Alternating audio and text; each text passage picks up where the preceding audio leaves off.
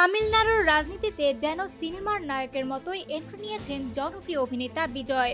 নিজের রাজনৈতিক দল তামিলাকা ভেত্রি কাজাগাম বা টিভিকে নিয়ে প্রথম বড় নির্বাচনী লড়াইয়েই তিনি তৈরি করেছেন তুমুল চমক।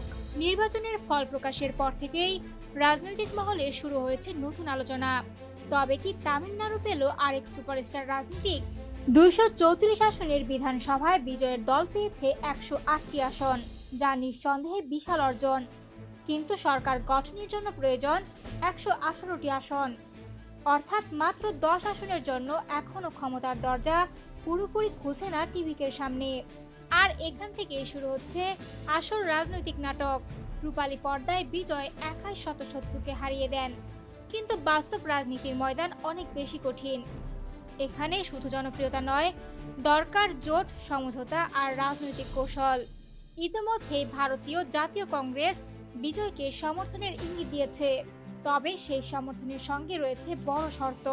কোনোভাবেই যেন টিভিকে এনডিএ বা এআইএডিএমকে সঙ্গে জোট না করে।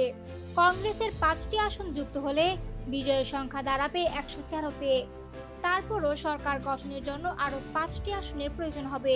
সেই কারণে এখন বাম দল সিপিআই, সিপিএম এবং ভিসিকের দিকেও তাকিয়ে রয়েছে বিজয়ের শিবির। রাজনৈতিক বিশ্লেষকরা বলছেন, এখানেই শুরু হতে যাচ্ছে বিজয়ের সবচেয়ে বড় পরীক্ষা। কারণ একজন সুপারস্টার হিসেবে মানুষের হৃদয় জয় করা সহজ হতে পারে, কিন্তু জোট রাজনীতির অঙ্ক মেলানো মোটেও সহজ নয়।